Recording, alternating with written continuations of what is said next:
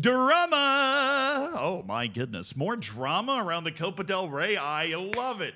But the first most important thing about this actual match was that it was a great match. And I initially, when I was watching the match, right, I was planning on making a video that was essentially going to be El Clasico is back, baby. This shit is back. This would feed families right here. You've got this Real Madrid with Vinny and Jude Bellingham against this Barcelona with Lamine Yamal and apparently fucking Ferran Torres. I don't know, right? Like in Wojciech Szczesny's retired corpse playing brilliantly, right? Like you've just got, it's there. We've got these two new young cores. We've got drama and intensity. And finally, for the first time in a while, Barcelona's rejoined the conversation as like, this could very well be the best team in the world. They've not been there for a long time. They've managed to do it by relying on youth and look, they're really freaking good. I mean, they also managed to do it by producing another Messi type player in Lamine Yamal, which doesn't hurt, right? But seriously, Barcelona is re-entered the conversation as potentially the best team in the world. Real Madrid never really left. And right now, Barcelona is better than Real Madrid. Real Madrid can't touch them with a 10-foot pole. Barcelona's got a 4-point lead in the league. And of course, they won this incredible Copa del Rey final. But I'm here to talk about the drama after, obviously. That's what we're mostly going to talk about. But Barcelona with the early lead, Real Madrid pulls it back, takes the lead, and then it's Ferran Torres in the 84th minute. And then all of a sudden, it's Jules Koundé who scores the winner. It's like a trailing run, and he just whips a shot right into the bottom corner that even the 7-foot tower of power, Thibaut Courtois, could not get to. Kylian Mbappe scored a free kick, so I'm pretty sure hell froze over yesterday as well. But it was a brilliant match. And it was obviously colored in by the fact that Real Madrid, for a brief moment, was pretending like they weren't going to play the match at all. That was what there was a story that was coming out before. They skipped like a luncheon. They skipped press. They skipped basically everything in the lead up to Copa del Rey to the final because they didn't like the referee. Then the referee cried because the abuse that Real Madrid had been hurling at him, and then Real Madrid used the referee crying as evidence of the referee's bias. And it's kind of like a never-ending cycle. Like if you're really mean to somebody because you think they're biased and then they cry and become a little biased against you, maybe even potentially, whose fault is that in the first place, right? Well, I realize that the appropriate response to that would be, well, you should figure out if they're biased in the first place. But I maintain that if Real Madrid had any actual evidence that the referee was biased, they would have presented it instead of a highly edited montage of the guy making calls against Real Madrid, which is kind of the referee's job. It all boiled over at the end of the game. Okay, because Real Madrid is losing. Barcelona is obviously employing the dark arts. This is a cup final. It is arguably the biggest derby in the world. It is certainly one of the biggest derbies in the world. So the intensity, it's like boiling point. Right? Every time somebody sneezes in the general direction of a Barcelona player, they're going to go down. They're going to roll around for 5 minutes. You got to bring out the stretcher, right? And that just raises the frustration. And the frustration of Real Madrid's obviously been hyping up that the ref is against them. And that leads to what is essentially a meltdown right here by a couple of the people that are particularly prone to meltdowns. So this is the 122nd minute, obviously, because Jules Koundé scored like 116th or something. 122nd minute.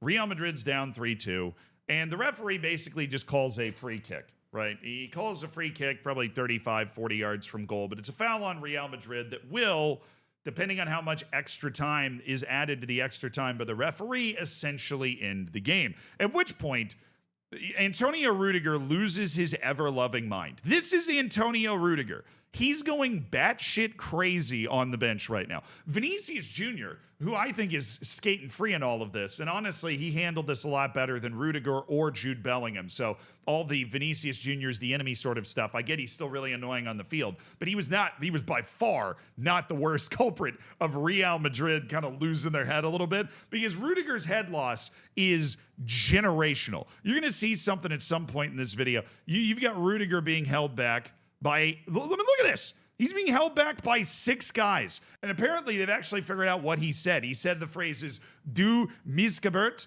you're a miscarriage, which That's a new insult to add to the lexicon. And Du Hurensohn, you're a son of a whore. Which, that's a, oldie but a goodie. That's a real classic 1-2 right to the jaw, right? And this just adds to, right, the referee catching a ton of abuse in this game and Real Madrid not liking him. Now, Rudiger gets a red card for his trouble, so it's not like this was ignored. And of course, he was already off the field while this incident was occurring, which is the reason that he seems to be spawning in from the bench area. The man's been subbed off, and he is now just attempting to fight the referee. But yeah, he gets a red card. And he's likely going to get some sort of suspension, but that is made so much worse by what you can see from this alternate angle. Okay, now in this alternate angle, you will see Antonio Rudiger losing his mind, right, repeatedly. And then Vinicius Jr. is able to escape. This is Vinicius, and he goes out on the field to protest some particular call. While Antonio Rudiger is being contained, and Rudiger grabs bags of ice. So while Vinicius is on the field protesting, which is obviously something you just can't do, right? If you've already been subbed off, you can't be standing 10 feet on the field protesting with the referee. The staff is very aware of the fact that Antonio Rudiger is more dangerous in this situation. There's a reason this guy's trying to tackle him. And Rudiger grabs these bags of ice. He rips one open. He's being restrained physically. They realize they probably need more staff to do this, but they let Rudiger get free for just long enough, I think. I don't know. Sorry, I'm watching this angle for the first time. I know what happens. It's going to happen eventually. At some point, it's going to happen. Okay, now I'm getting into my conspiracy theories. I've been trying to break this down for a second. I thought it was Rudiger. So Rudiger obviously has this kind of generational head loss. He's trying to grab bags of ice and stuff. I don't know who this is. I can't figure out from any of the angles that I've got who this is, but this person launches something. You see them throw. I mean, this is, we got to zoom in here. You see this person throw something, and then you see something leave their hand. I feel like I'm watching the Zapruder film here, but here in this frame, you can see it leave their hand. Somebody throws something at the ref. I thought it was Rudiger, but now there's somebody else that's involved in all this too. Right, we've got Vinicius, who's 15 feet on the field, trying to argue with the referee. We've got Antonio Rudiger, that if there weren't 5 or 6 people there, would literally be picking up the referee and suplexing him in the middle of the field. Then we've got somebody that might be Rudiger after the previous footage that I saw, right? Oh, it is. Oh, my goodness, it is. How did he get free? Who let him free? Somebody that's Rudiger. Who let Rudiger free, man? He's got a cannon, too.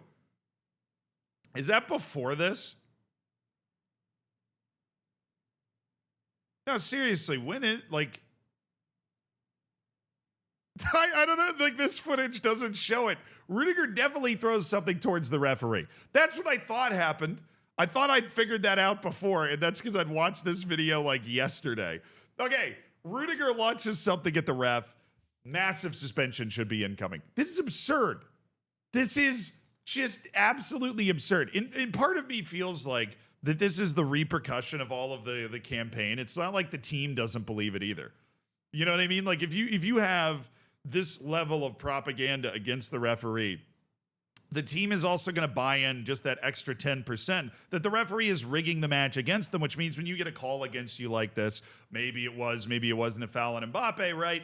That you're going to lose your mind just that little bit more. And there were a couple other things at the end of this match that I wanted to point out too. Obviously, Rudiger tweeted out an apology, PR team agent right on there, and I'm sure he probably feels bad too. I've never thought of Antonio Rudiger as a terrible guy. He's just somebody that is obviously extremely emotional when it comes to actually playing in the matches. But then Barcelona gave Real Madrid a guard of honor. Now, I just completed my investigation on who actually ended up throwing that, whatever they threw in the first place.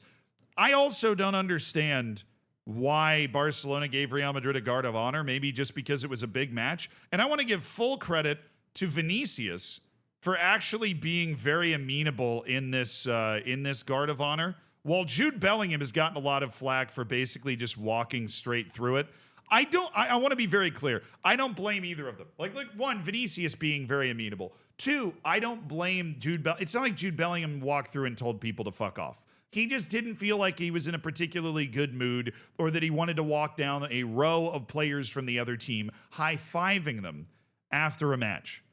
Okay, he just wanted to get into the dressing room. And Antonio Rudiger did a similar thing, and that's probably not surprising, considering the amount of generational head loss that Rudiger had just undergone not too long ago. Okay. But Vinicius Jr. has proven to me that he is capable of not being the center of attention, I guess, in moments like this, which is interesting, which is surprising. And Jude Bellingham is getting Jude Bellingham's getting too much flack for just walking through this. You know who probably should be getting a little more is Lamine Yamal, who rocked up to the post-match interview rocking the double sunglasses saying it doesn't matter how many goals they score, they just can't beat us this year, which brings me back to the original point I wanted this video to be about. Not the drama, that we're so back. El Clasico is so back. You've got the young wonder kid from Barcelona talking shit, wearing a couple pairs of sunglasses after the match. We are so back. Also, we are now entering the phase where Lamine Yamal's been around long enough that he's not just this flashy new wonder kid, but we're going to start to get to know his personality, how he approaches different situations around the game, right? You know, when somebody bursts onto the scene for like the first year that they're around, you don't really get to know their personality that much, and usually they aren't as comfortable opening up. But the more comfortable they get in that spotlight, the more you learn their personality. You get a Ronaldo, you get a Messi, you get a Rooney, right? You learn how they handle situations, how much shit they talk, how in the public eye they are. You know, you've got David Beckham, obviously, on the extreme end of that. And I don't know what Lamine Yamal is, but he's definitely somebody that's not afraid of the microphones or the spotlight. So a nice summary. Antonio Rudiger probably set for a fairly lengthy suspension. Pretty sure we've confirmed that he threw something at the referee. I think it was like an ice cube or something. Vinicius Jr. got involved in the argument as well. Jude Bellingham drama after the match. And Real Madrid continues to really struggle to look good in defeat, which obviously you would rather not lose at all. But Real Madrid's just really struggling with the idea that Barcelona seems to have reemerged, and it is clearly bothering them.